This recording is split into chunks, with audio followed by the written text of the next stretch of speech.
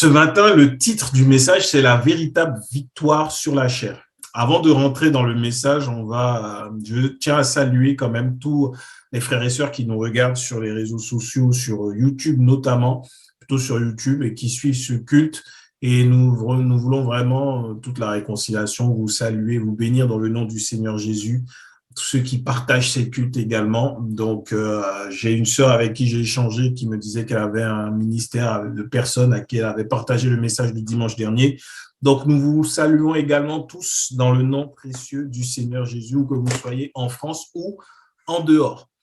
Donc, ce matin, on est dans la continuité du message de dimanche dernier qui était la Pentecôte, et nous avons parlé de développer une véritable relation avec le Saint-Esprit. Et nous avons vu que le Saint-Esprit nous a été promis premièrement par Jésus-Christ, qu'il est l'Esprit de Jésus, qu'il vient glorifier Jésus et qu'il ne peut pas faire différemment de ce que Jésus a fait.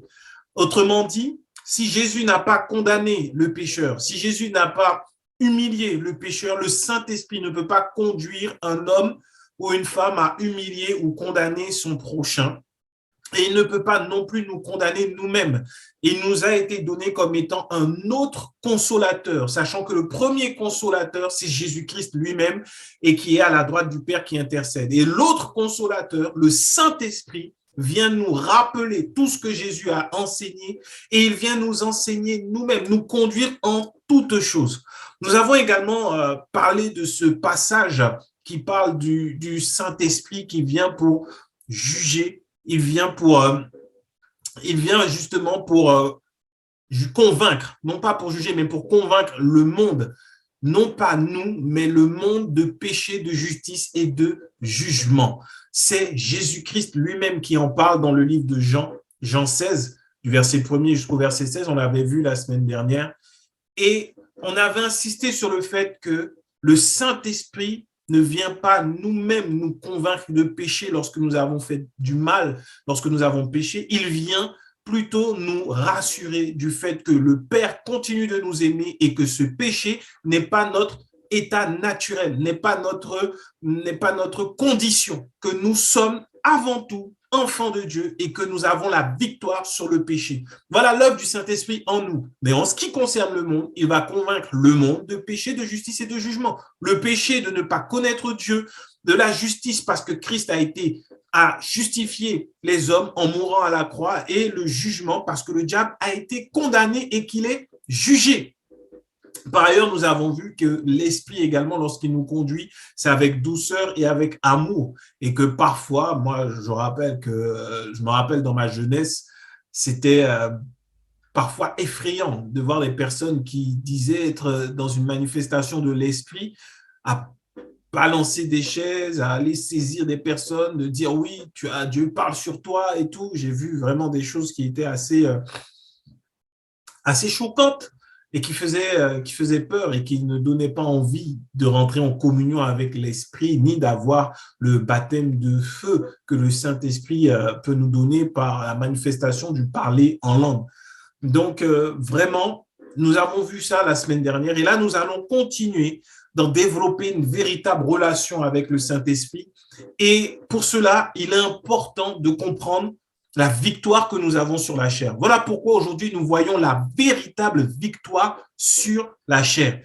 Nous voyons cette véritable victoire sur la chair. Mais avant de voir la véritable victoire sur la chair, on va voir ce qui fait que le Saint-Esprit est amené à se manifester quelque part, ou même dans nos vies. Qu'est-ce qui fait que le Saint-Esprit vient et se répand, se déploie totalement dans une vie, et ensuite voir comment le fait de ne pas être dans cette réelle victoire vis-à-vis de la chair empêche justement au Saint-Esprit de couler librement, totalement, complètement, et de nous conduire avec amour, avec douceur, avec bonté, comme il peut le faire, comme il sait le faire. Nous avons fini avec la semaine dernière avec la Pentecôte, l'Esprit qui était venu, qui était descendu, et je rappelle que nous n'avons pas encore à lui demander de descendre parce qu'il est déjà là.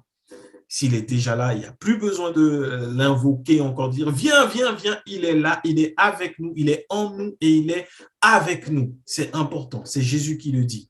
Et à la Pentecôte, Pierre n'avait pas condamné les hommes qui étaient là et qui disaient que tous ceux qui étaient en train de parler en langue étaient certainement remplis de vin doux. Il ne les avait pas condamnés, il leur avait annoncé l'évangile, la vérité, et le Saint-Esprit les avait convaincus, au point que 3000 âmes, 3000 personnes ont dit, que ferons-nous? Et c'est alors que Pierre leur a dit ce qu'il faut faire, passer par les eaux du baptême, confesser les péchés et ensuite être rempli de l'Esprit, vivre la communion avec l'Esprit Saint. Et aujourd'hui, on va aller dans une partie de l'Évangile que j'aime beaucoup, un récit que j'aime beaucoup, c'est dans Acte 10. On va aller dans Acte 10, on va lire du verset 30 au verset 48. Mais avant de commencer le verset 30, je mets un peu le contexte d'Acte 10. Acte 10, c'est le zoom qui est fait par l'Esprit de Dieu dans l'Acte des Apôtres sur un Romain nommé Corneille. Et Corneille était un chef de Romains, il était important et il agissait bien vis-à-vis des enfants de Dieu. Il voulait leur faire du bien parce il croyait dans le Dieu des Juifs. Il les observait et il leur faisait du bien. Il faisait des aumônes, il faisait beaucoup de choses. Et il y a quelques années, j'aimais déjà parler, prêcher sur Corneille, sauf que je n'avais pas compris ce passage comme aujourd'hui le Seigneur me permet de le comprendre. Et je mettais l'accent sur le fait que Corneille avait fait beaucoup de choses et qu'au final, Dieu avait répondu parce que Corneille agissait, il faisait des aumônes, il faisait du bien, il faisait des offrandes, enfin bref. Sauf que la vérité, elle n'est pas là. Elle n'est pas là. Et on va donc lire Acte 10, du verset 30 au verset 48. On va lire le verset 30. Donc, le verset 30 nous dit, Corneille dit, il y a 4 jours à cette heure-ci, je priais dans ma maison. Il parle au moment où Pierre est venu parce qu'il va chercher Dieu et Dieu va se révéler à lui et va lui dire d'envoyer chercher Pierre. Et là, il raconte ça à Pierre qui est arrivé. Il dit, il y a 4 jours à cette heure-ci, je priais dans ma maison à la 9e heure et voici un homme vêtu d'un habit éclatant se présenta devant moi. Et dit, Corneille, ta prière a été exaucée et Dieu s'est souvenu de tes aumônes. Envoie donc à Joppé et fais venir Simon surnommé Pierre. Il est logé à la maison de Simon, corroyeur près de la mer. Aussitôt, j'ai envoyé vers toi et tu as bien fait de venir. Maintenant donc, nous sommes tous devant Dieu pour entendre ce que le Seigneur t'a ordonné de nous dire. Alors là, Corneille, il avait invité ses proches, des amis, de la famille, pour entendre ce que le Seigneur avait à leur dire par la bouche de Pierre. Ce sur quoi je mettais l'accent il y a quelques années, c'était sur le fait que Dieu disait à Corneille, Dieu s'est souvenu de tes aumônes. L'homme qui est venu, l'ange qui s'est présenté, il dit, Dieu s'est souvenu de tes aumônes. Et à l'époque, je disais, vous voyez, il faut donc semer en abondance et le Seigneur va répondre au bout d'un moment. Non.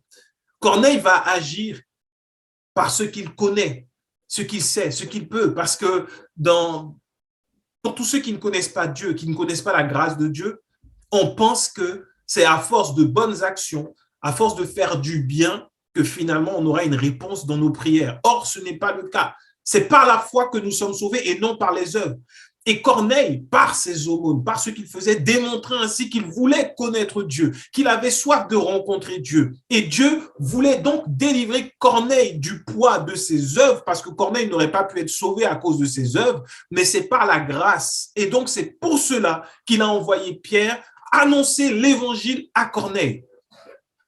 Corneille pensait que plus je fais, plus je recevrai.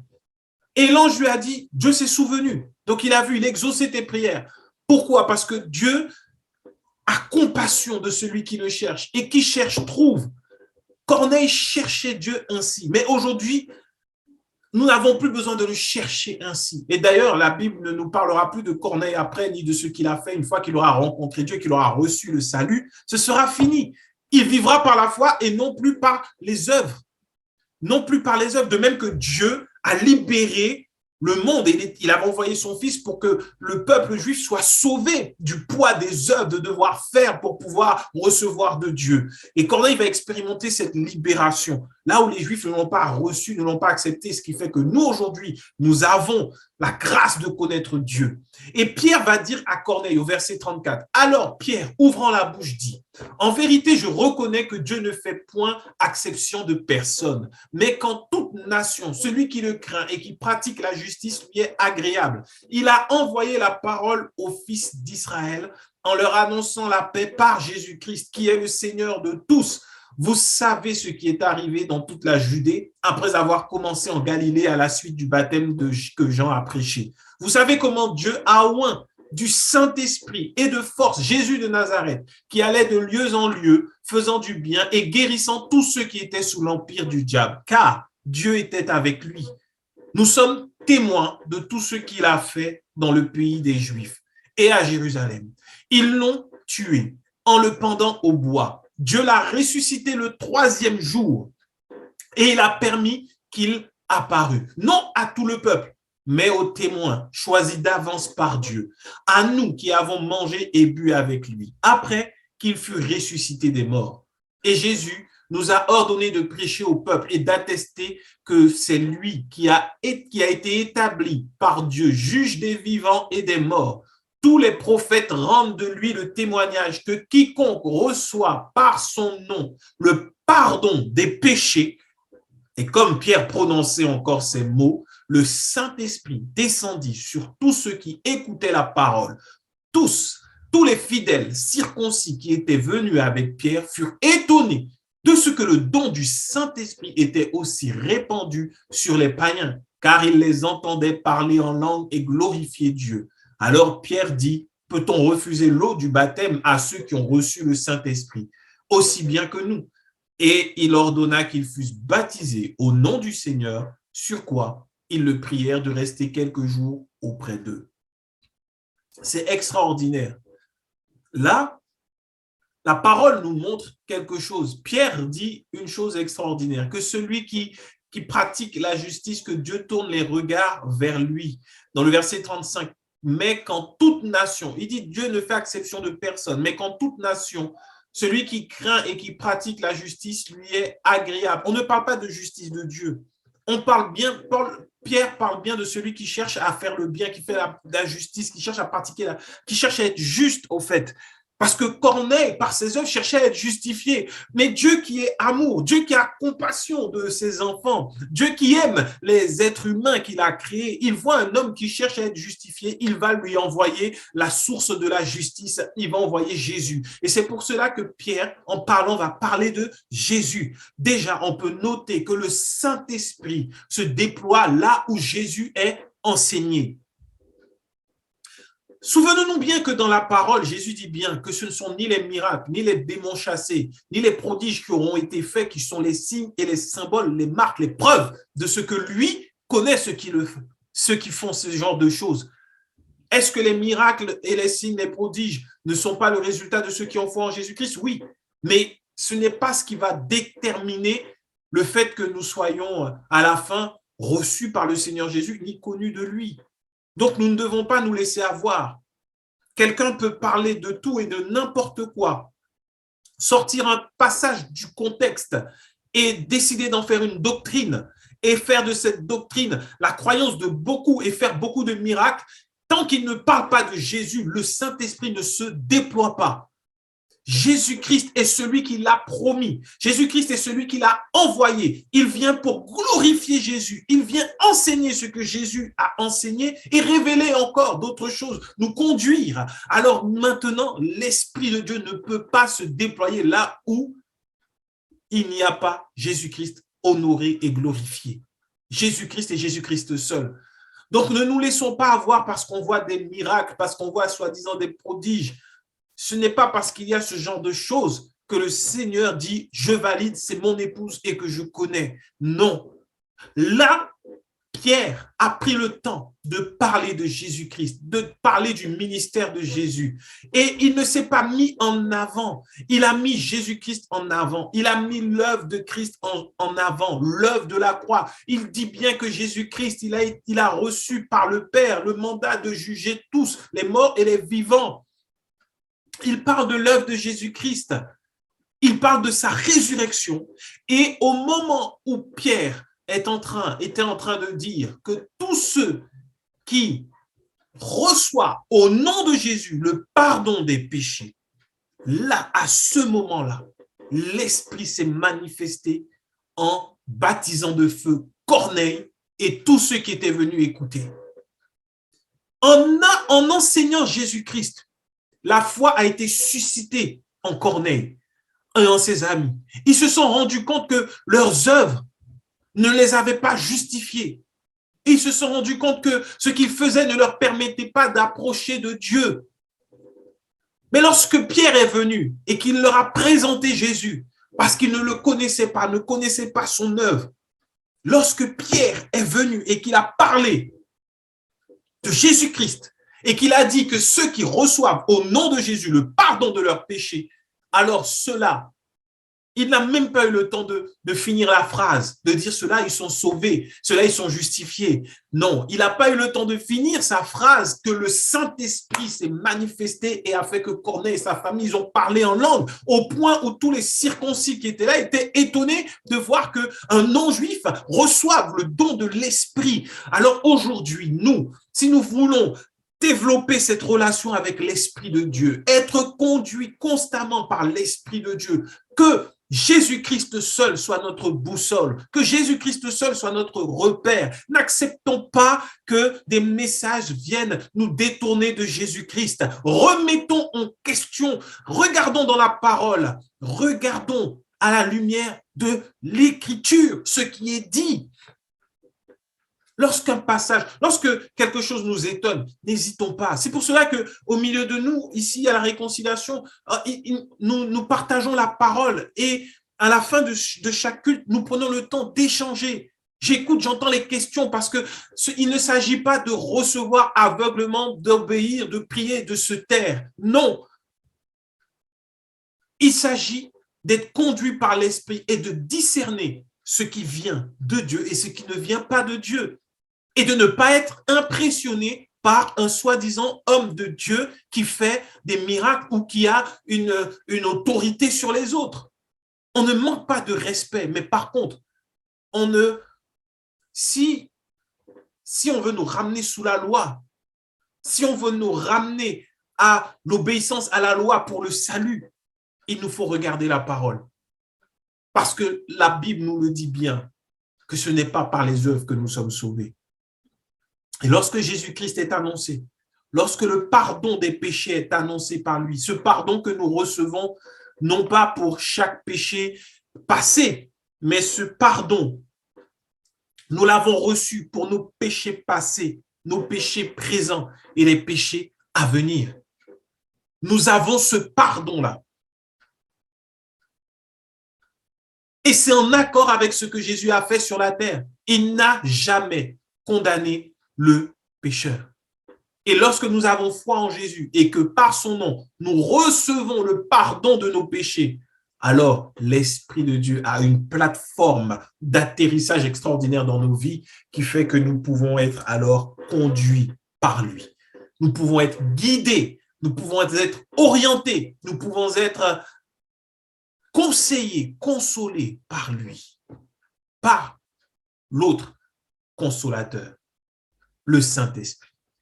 Donc, il est important que pour notre relation avec le Saint-Esprit qui nous a été promis, notre fondation soit Jésus-Christ seul et son œuvre achevée et accomplie, sans autre intermédiaire.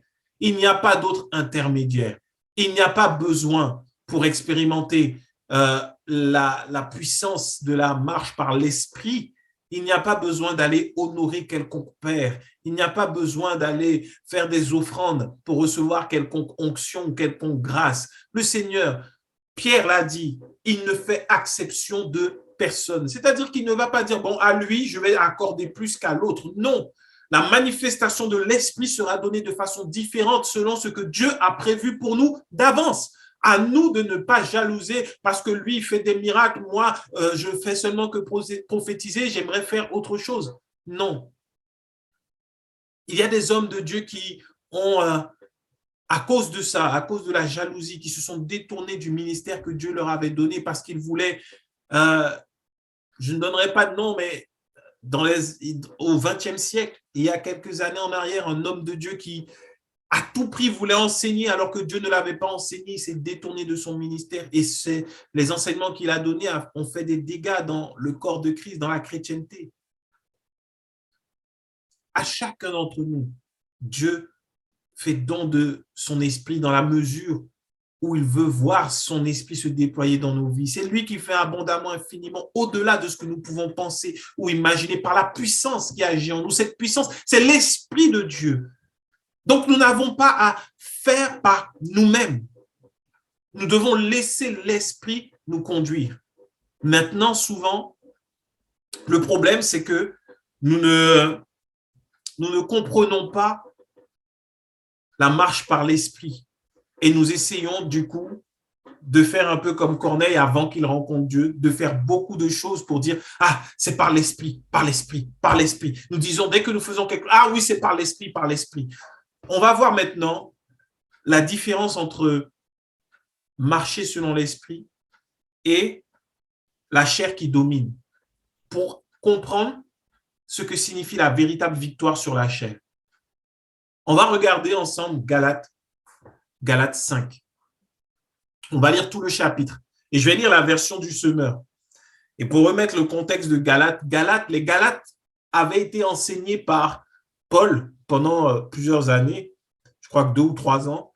Il a établi les fondements de la grâce de Christ, du salut par la foi, de la puissance de l'esprit.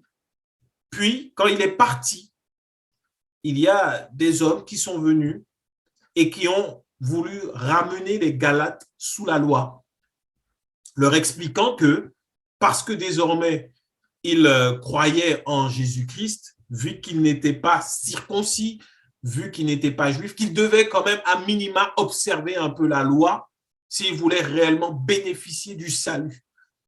Un évangile complètement faux. Et dans Galates, Paul va leur parler et leur dire, mais Galates dépourvu de sens, c'est dans Galates 3, je crois. Qui vous a ensorcelé, envoûté, qui vous a à ce point détourné de la vérité pour que vous puissiez vouloir retourner sous la loi. Sous la loi. Et donc, Paul va leur expliquer que c'est une folie de vouloir retourner sous la loi quand nous avons reçu l'Esprit. Et dans la continuité de ces enseignements, Paul va finir par arriver à la chair. Pourquoi? Parce que par la chair, la loi est rendue sans force à cause de la chair. Et quiconque veut pratiquer la loi va donc renforcer la chair. Et si la chair est renforcée, ça veut dire que le péché domine dans nos vies parce que le péché a été enfermé dans la chair et il y a donc inimitié entre la chair et Dieu. La chair ne peut pas se soumettre à Dieu.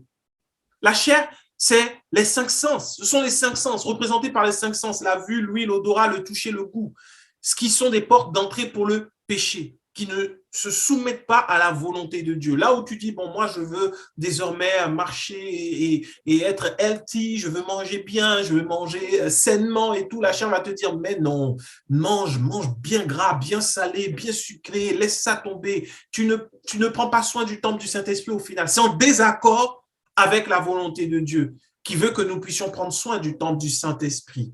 Là où tu dis, bon, à partir de maintenant, petite anecdote d'ailleurs, je parlais avec un de mes amis, un frère, qui a également rencontré les enseignements de la grâce de Dieu et qui voit sa vie être complètement transformée et à qui Dieu a confié un merveilleux ministère. Je parlais avec lui et on faisait ce même constat. Il me racontait un peu son témoignage, disant que quand il venait de rencontrer Dieu, dans l'ardeur, il voulait en finir avec tout ce qui est la convoitise de la chair. Il voulait en finir. Bon, c'était un homme, comme tout homme normal, entre guillemets, qui regardait de temps en temps et autres. Mais il ne voulait plus de ça, parce qu'il avait accepté Jésus. Il voulait être saint des saints. Et il est rentré dans un jeûne terrible. Même sa salive, il n'avalait pas. Tellement il voulait que ce soit fini, régler le compte de la chair avec le jeûne. Quand il est sorti de là, il m'a dit, mon gars, là où c'était un peu avant, ça a été multiplié par 10 000. C'était compliqué et ça a été un enfer dans sa vie jusqu'à ce que le Seigneur lui fasse grâce de lui enseigner la vérité de la grâce. Nos œuvres, là, il faut faire attention. On pense que parce que c'est bien, alors on va jeûner, on va faire pour recevoir. alors ce qu'on reçoit n'est pas de la grâce, puisqu'on s'appuie sur nos actes, mais ce qu'il a reçu découlait directement de la chair. Pendant ces 3 jours de jeûne excessif, sa chair a été renforcée à un niveau qu'après, c'était très compliqué pour lui. Et c'est ce que beaucoup n'ont pas compris. Et on continue. Ah oui, il y a tel péché dans ma vie. Je vais jeûner, je vais semer, je vais faire ci, je vais faire ça, je vais faire ça. À chaque fois, la chair dit, OK, vas-y, il n'y a pas de problème. Vas-y, moi, j'attends. Je vais revenir encore plus fort. Et ensuite, on se demande, mais pourquoi je n'arrive pas Et c'est ce que Paul a décrit en disant, je fais le mal que je ne veux pas faire, mais le bien que je veux, je ne le fais pas. Paul a très bien décrit ce combat, cette bataille entre la chair et l'esprit. Et dans Galates 5, j'ai pris la version du semeur pour comprendre. Parce que si on reste et on dit la chair, on va se dire, il faut que je me fasse du mal, il faut que je lutte. Mais il faut comprendre ce que signifie la chair. Et la version du semeur donne une explication spirituelle de la chair qui est extraordinaire et qui, personnellement, m'a ouvert les yeux et m'a permis de mieux comprendre cette notion de la chair. Alors, on va commencer, on va lire Galates 5 au verset 1er. Le Christ nous a rendus libres pour que nous connaissions la vraie liberté. C'est pourquoi tenez bon et ne vous laissez pas séduire, ne vous laissez pas réduire à nouveau en esclavage par rapport à ce qu'ils avaient vu. Être sous la loi, c'est se réduire en esclavage. Et donc, il dit, moi, Paul, je vous le déclare, si vous, chrétiens d'origine païenne, vous vous faites circoncire, le Christ ne vous sera plus d'aucune utilité. Autrement dit, si vous cherchez par les œuvres ou par la loi de plaire à Dieu, de faire quelque chose qui soit intéressant, alors Christ ne vous est plus d'aucune utilité. Le problème, c'est que c'est en Christ que nous avons la victoire totale, complète et entière. C'est en Christ que nous avons le salut, la victoire sur le péché. Donc, Paul le dit bien. Vous, chrétiens d'origine païenne, si vous vous faites circoncire, si vous vous mettez sous la loi, Christ ne vous sera plus d'aucune utilité. Je l'affirme une fois encore. Tout homme qui se fait circoncire est tenu d'accomplir la loi tout entière. Vous qui cherchez à vous faire déclarer juste par Dieu en accomplissant la loi, vous êtes séparés du Christ. Vous n'êtes plus sous le régime de la grâce. Quant à nous, notre espérance, c'est d'être déclarés juste devant Dieu au moyen de la foi. Telle est la ferme attente que l'Esprit fait naître en nous. Que l'Esprit fait naître en nous. Ce n'est pas de notre propre volonté, mais c'est l'Esprit de Dieu lui-même qui fait naître en nous le désir d'être déclaré juste devant Dieu par la foi. C'est pour cela que celui ou celle qui veut être juste par ses œuvres, par ses offrandes, par ses jeûnes, par ses prières, tout cela, il ne pourra pas être justifié. Christ ne lui sert à rien. Le jeûne, la prière, les offrandes, dès lors qu'elles ne sont pas destinées à nous justifier, mais plutôt destinées à rendre gloire à Dieu, à glorifier Jésus-Christ, à exprimer notre reconnaissance, à être une action de grâce, alors là, oui, prions, jeûnons, donnons des offrandes en abondance parce que nous savons que ce n'est pas ce qui nous justifie, mais que cela glorifie notre Dieu. Il faut bien comprendre. Je ne dis pas qu'il ne faut pas prier. Je dis qu'il ne faut pas prier pour être justifié. Je ne dis pas qu'il ne faut pas jeûner. Je dis qu'il ne faut pas jeûner pour recevoir et être justifié par Dieu. Je dis qu'il ne faut pas faire des offrandes pour être agréable à Dieu. Mais je dis qu'il faut prier pour rendre gloire à Dieu. On peut jeûner pour rendre gloire à Dieu, faire des offrandes pour rendre gloire à Dieu parce qu'il nous a justifiés en dehors de nos œuvres. C'est ce qu'il nous faut comprendre. Et ce désir ne vient pas de nous. C'est l'Esprit lui-même. Autrement dit, ce ne sont pas nos œuvres, mais c'est l'Esprit lui-même qui nous met à cœur de le faire. Parce que nous voulons que Dieu reconnaisse que nous sommes reconnaissants parce que nous sommes justifiés par la foi. C'est important. C'est important. C'est l'Esprit qui fait naître cela en nous. Car pour ceux qui sont unis à Jésus-Christ, ce qui importe, ce n'est pas d'être circoncis ou incirconcis, c'est d'avoir la foi. Une foi qui se traduit par des actes inspirés par l'amour. Or, Dieu est amour, inspiré par Dieu, des actes qui viennent de Dieu, qui viennent du Saint-Esprit lui-même, non pas nos œuvres. Et au verset 7, il dit, vous courriez si bien. Qui vous a détourné de l'obéissance à la vérité? Une telle influence ne vient en tout cas pas de celui qui vous a appelé.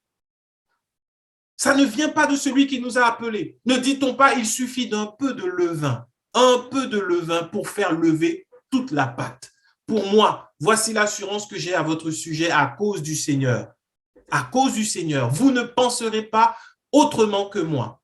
Mais celui qui jette le trouble parmi vous, quel qu'il soit, recevra son châtiment. En ce qui me concerne, frère, si je prêchais encore la nécessité de se faire circoncire, pourquoi continuerait-on encore à me persécuter? Car alors le message de la mort du Christ en croix n'aurait plus rien qui puisse susciter l'opposition. Ah, qu'il se multiplie donc complètement ceux qui sèment le désordre parmi vous. Paul insiste sur le fait que c'est par Jésus, par la foi en Jésus-Christ et non pas par la loi. L'Esprit de Dieu ne va jamais nous ramener à une quelconque obéissance à la loi. C'est pour cela que là où on dit non, mais là, vraiment, pour que tu puisses recevoir, tu dois obéir à la loi de tel, de ci, de ça. Ça ne vient pas de celui qui nous a appelés. Ça ne vient pas de Dieu. C'est clair, c'est limpide, c'est écrit, noir sur blanc dans la parole de Dieu. Cette parole que on ne peut rien y ajouter, on ne peut rien y enlever. Mais le fait de vouloir, par la loi, par des œuvres, plaire à Dieu, empêche une véritable relation avec le Saint-Esprit. Il y a des accords.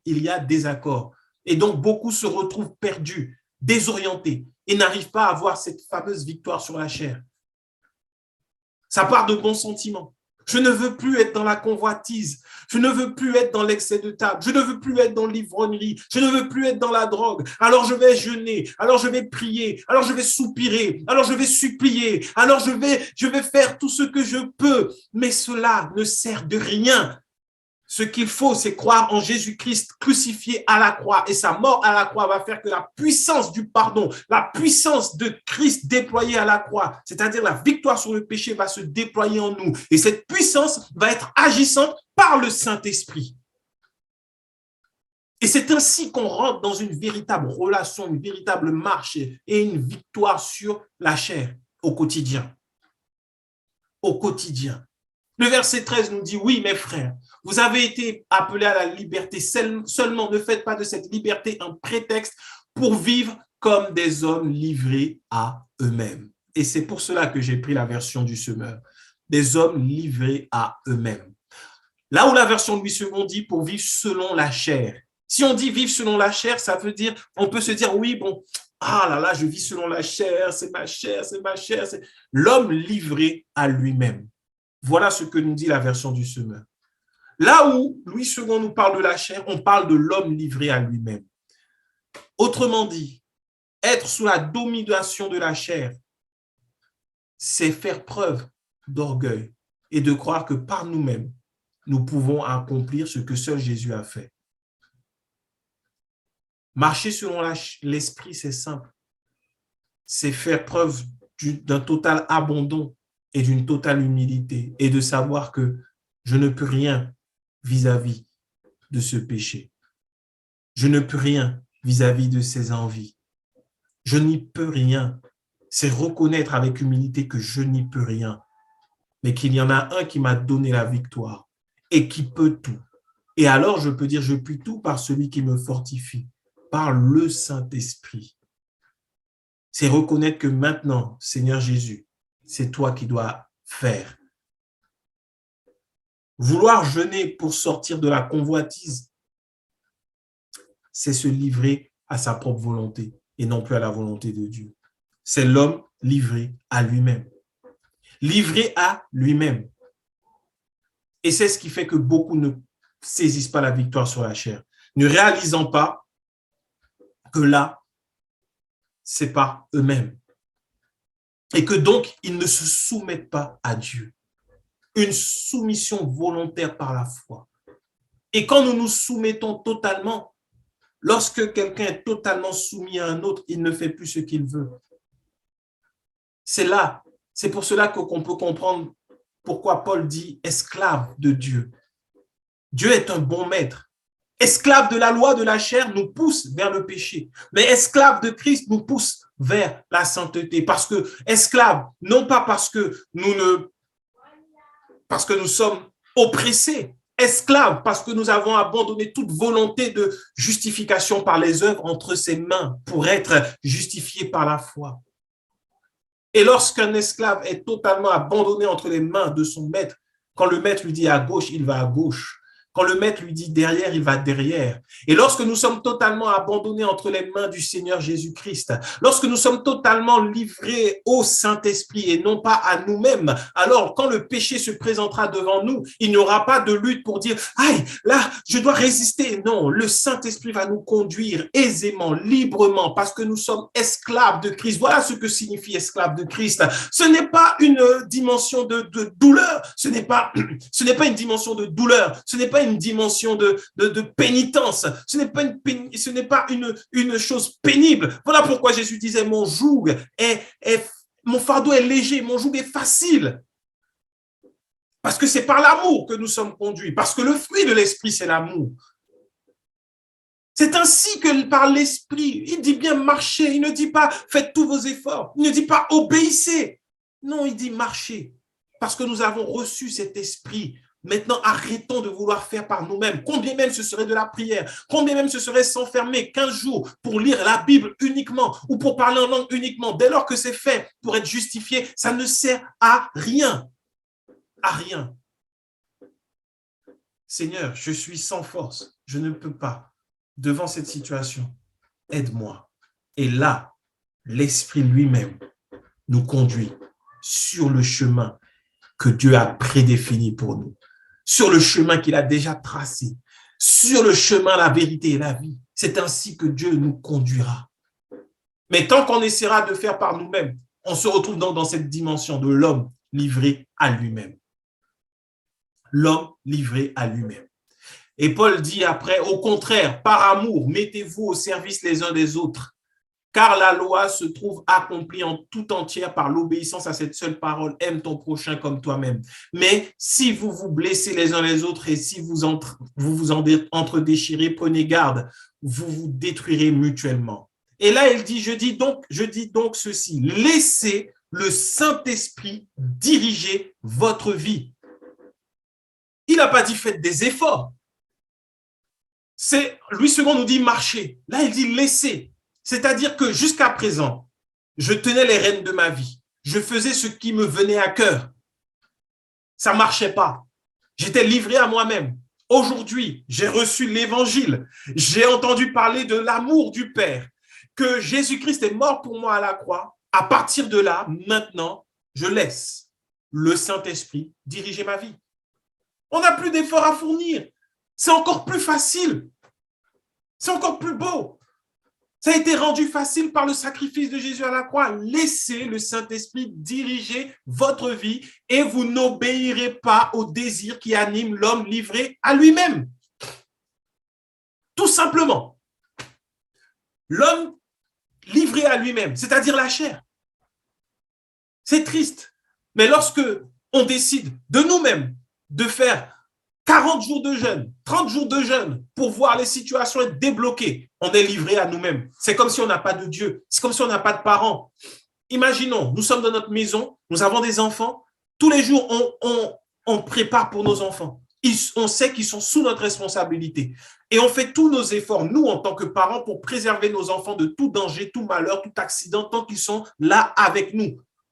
Et que notre enfant, parce qu'il a du mal dans un domaine, au lieu de venir nous voir, il sait que nous les aimons, ils savent que nous les aimons, au lieu de venir vers nous, nos enfants décident d'un coup, on voit notre enfant qui a décidé, qui s'est rasé la tête entièrement. On se dit, mais pourquoi tu t'es rasé la tête? Oh non, je fais ça parce que je ne veux plus désormais mal apprendre mes leçons. Je dis, mais pourquoi tu as fait ça? L'enfant qui avait de beaux cheveux sur la tête, quand les petits garçons, des fois, jouent à se couper les cheveux eux-mêmes, on se dit, mais pourquoi tu as fait ça? Je dois ramener chez le coiffeur. Et là, c'est pareil. Dieu dit, mais pourquoi tu rentres dans 40 jours de jeûne? L'Esprit t'aurait conduit et tu n'aurais pas fait du mal à ton corps, tu n'aurais pas souffert. Et là, c'est la chair qui est renforcée. Quand on sort de ces 40 jours de jeûne, là, on est comme un monstre à soi. Ah, il faut tout faire, il faut tout. Non, la chair est tellement forte. Nos enfants chez nous dépendent de nous. Pourquoi nous, auprès de Dieu, notre papa, nous voulons faire encore ce que nous avons décidé?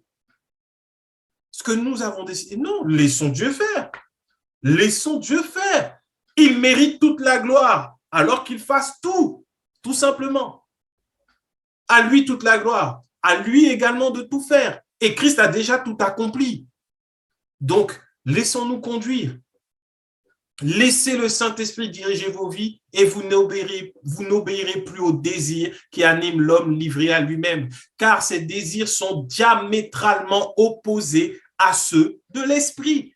Si quand nous sommes livrés à nous-mêmes, nous faisons ce qui n'est pas bon, imaginons donc quand nous laissons le Saint-Esprit faire. Si là où la chair nous emmenait vers, je ne sais pas moi, les excès de table, l'alcoolisme, quand on laisse le contrôle au Saint-Esprit, il va nous amener à l'opposé de l'alcoolisme, des excès de table, des querelles, des disputes. Il va nous emmener à l'opposé parce que la Bible nous dit que ces désirs sont diamétralement opposés. On ne peut pas les faire trouver un point de convergence. Ils sont diamétralement opposés. Laissons le Saint-Esprit faire. Laissons-le faire. Laissons-le. Ils sont diamétralement opposés et l'esprit a des désirs qui sont à l'opposé de ceux de l'homme livré à lui-même. Les deux sont opposés l'un à l'autre. C'est pourquoi vous ne pouvez pas être votre propre maître. Mais si vous êtes conduit par l'esprit, vous n'êtes plus sous le régime de la loi. Puissance que Paul vient de dire. Nous ne sommes pas notre propre maître. Quand tu es en Christ, tu appartiens, tu fais partie du corps de Christ. Et donc, tu vis la vie de Christ sans effort. Mon cœur ne fait pas d'effort pour recevoir le sang qui est en moi et pour avoir mon ADN. C'est mon cœur, il est en moi. Mes organes sont en moi. Ils ne font pas d'effort. Si mon cœur décide, bon, à partir de maintenant, je veux battre à un autre rythme parce que j'aime pas ce rythme-là, il y a un problème. C'est une infirmité, c'est une maladie, c'est un problème qu'il faut régler. Et c'est exactement la même chose. C'est pour cela que l'esprit s'est opposé à l'homme livré à lui-même. Et l'homme livré à lui-même, il n'est pas maître de lui-même au final. Il est sous le contrôle de la chair. Il est sous le contrôle de la chair. Et il va essayer de sortir de ce contrôle de la chair par la loi, mais c'est impossible. C'est impossible. Voilà pourquoi les religions sont aussi nombreuses. Parce que chacun veut sortir de cette emprise de la chair, de cette mauvaise pulsion, et beaucoup cherchent des solutions spirituelles. Ne cherchent pas Jésus, mais des solutions spirituelles. Faire un voyage intérieur, méditer, je ne sais quelle autre encore solution spirituelle qu'ils cherchent. Tout ça, c'est parce qu'ils n'ont pas la paix en eux. Alors qu'en Jésus-Christ, nous avons la paix. Une paix que le monde ne connaît pas. Et l'Esprit va nous conduire toujours dans cette paix. Il va toujours nous conduire dans cette paix. Au verset 19, il est écrit « Tout le monde voit bien ce qui procède de l'homme livré à lui-même. » On voit bien ce qui découle de l'homme livré à lui-même, c'est-à-dire l'immoralité, les pratiques dégradantes, la débauche, l'adoration des idoles et la magie, les haines, les querelles, la jalousie, les accès de colère, les rivalités, les dissensions, les divisions, l'envie, l'ivrognerie, les orgies et autres choses de ce genre. Je ne puis que répéter ce que j'ai déjà déclaré à ce sujet. Ceux qui commettent de telles actions n'auront aucune part à l'héritage du royaume de Dieu. On fait une petite pause là à ce moment encore parce que Paul, il décrit bien les actions de l'homme livré à lui-même. La chose la plus terrible, de se retrouver sous la loi, de ne pas pouvoir être justifié par cette loi. Le péché est donc renforcé en nous. On se retrouve livré à nous-mêmes. Et lorsque nous sommes sous la loi, on sera faible vis-à-vis du péché. Le péché qui est dans la chair étant renforcée, nous serons inexorablement conduits à pratiquer ce genre de choses, à procéder à ce que l'homme livré à lui-même fait. Ce que Paul a décrit comme étant les œuvres de la chair, la vie de l'homme livré à lui-même. Et on peut être là, extrêmement religieux. On peut paraître saint, mais derrière, il y a l'immoralité, les pratiques dégradantes, la débauche, l'adoration. Je regardais il n'y a pas longtemps un reportage, des documentaires sur les sectes. Beaucoup d'hommes se sont levés, ont pris la Bible, ont pris le nom de Jésus, ont sorti un verset de la parole pour assouvir quoi? Leur désir d'immoralité.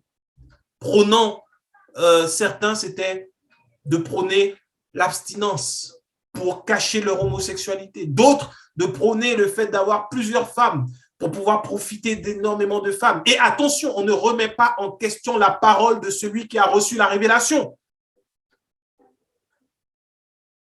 Tout ça, c'est l'homme livré à lui-même. Voilà pourquoi beaucoup soupirent après la révélation des enfants de Dieu, parce qu'ils ne veulent plus vivre dans ce combat. On met un vernis tous les matins, on met un vernis, on sort pour paraître bien dans la société. Mais à l'intérieur, on est dans cette lutte encore avec l'adoration des idoles, avec la débauche, la haine, les querelles, la jalousie, l'ivrognerie, les envies. Parce que l'homme est livré à lui-même. Il ne connaît pas Dieu. Nous connaissons Dieu. Nous ne sommes plus livrés à nous-mêmes. Et la vérité, c'est que ceux qui commettent de telles actions n'auront aucune part à l'héritage qu'il y a du royaume de Dieu. Aucune part. Parce qu'en vrai, nous ne marchons pas par la foi. Donc, le salut par la foi n'est pas encore parvenu à nous. Et il est triste de voir que beaucoup dans nos églises sont encore dans cette lutte. Ils chantent, ils sont là, mais pourtant, livrés à eux-mêmes, parce que les rênes n'ont pas été données au Saint-Esprit, parce qu'on ne leur a pas enseigné qu'il ne fallait plus faire d'efforts, mais qu'il fallait laisser le contrôle au Saint-Esprit. Laisser le Seigneur agir, le laisser faire. Voilà ce qu'il nous faut enseigner. Cessons ces efforts, laissons-le faire, laissons-le nous conduire. Le problème, c'est qu'aujourd'hui, une église où il n'y a pas assez de jeunes, il n'y a pas assez de combats, il n'y a pas assez de prières, les gens vont dire, mais ici, il ne se passe rien, l'Esprit de Dieu n'est pas là. Au contraire, au contraire. Nous voyons dans la parole que là où l'Esprit de Dieu s'est déployé puissamment, c'est là où il y avait de l'amour. Ils étaient unis tous ensemble. Et là, l'Esprit se déploie puissamment. Il y a des miracles extraordinaires. Là où la foi en l'œuvre unique et accomplie et parfaite de Jésus-Christ est déployée, l'Esprit de Dieu se déploie. Et dans le verset 22 de Galates 5, Paul nous dit, mais le fruit de l'Esprit, c'est l'amour, la joie, la paix, la patience, l'amabilité, la bonté, la fidélité, la douceur, la maîtrise de soi. La loi ne condamne certes pas de telles choses. Or, ceux qui appartiennent à Jésus-Christ ont crucifié l'homme livré à lui-même avec ses passions et ses désirs. Puisque l'Esprit est la source de notre vie, laissons-le aussi diriger notre conduite. Ne soyons pas vaniteux et évitons de nous provoquer les uns les autres et de nous jalouser mutuellement. Puisque l'Esprit est la source de notre vie, laissons-le aussi diriger notre conduite. Comment? En croyant en Jésus. Un point, un trait, rien d'autre. Pas d'effort. Juste croire que Jésus-Christ, Fils de Dieu, est venu en chair sur terre, qu'il a pris nos péchés, nos douleurs, nos maladies, les a crucifiés à la croix et que nous avons par lui reçu le salut. Voilà comment marcher, laisser le Saint-Esprit commander. Si nous croyons cela, alors nous allons voir l'Esprit faire. À toi, mon ami, qui lutte encore aujourd'hui avec les manifestations de l'homme livré à lui-même ou de la chair. Aujourd'hui, arrête tout ce que tu fais. Accepte juste que Jésus-Christ a déjà fait. Ne fais plus rien et laisse le Saint-Esprit te conduire. Si ta foi repose sur Christ, tu ne pourras pas commettre ce qui est en désaccord avec la parole de Christ. Si notre foi est sur Christ, impossible, c'est impossible. C'est impossible. Là où le matin, tu vas te réveiller avec les envies, les pulsions. Si tu dis aujourd'hui, je ne fais rien contre, tu verras. C'est ça, marcher par la foi. C'est ça, marcher par la foi. Dieu nous aime tellement qu'il ne nous a pas laissés orphelins, afin que l'Esprit nous conduise.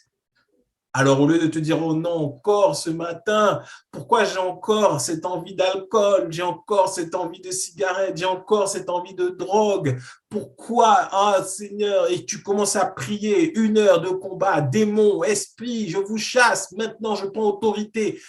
Et à la fin de la journée, tu auras fait beaucoup d'efforts, tu seras fatigué et tu auras probablement péché. Lève-toi le matin. Les pulsions pourront être là. Tu te lèves et tu dis, Seigneur, je te rends grâce parce que Jésus a tout accompli. Merci pour la victoire à la croix. Et tu vas en paix. Et tu verras que lorsque le péché se présentera devant toi, le Saint-Esprit va te diriger sur le chemin de la victoire, de la véritable victoire sur la chair. Seigneur, merci encore pour ta présence au milieu de nous, pour ta parole. Merci pour qui tu es et pour ce que tu fais. Nous remettons et recommandons nos vies à ta grâce. Nous les remettons entre tes mains. Puisses-tu nous conduire et nous guider. Nous voulons te laisser le contrôle. Nous voulons te laisser les rênes. Nous ne voulons plus rien faire par nous-mêmes et marcher dans cette victoire que tu nous donnes et nous laisser conduire par ton esprit. Merci encore pour qui tu es, pour ce que tu fais dans nos vies et pour ta présence, Père. Dans le nom de Jésus. Amen.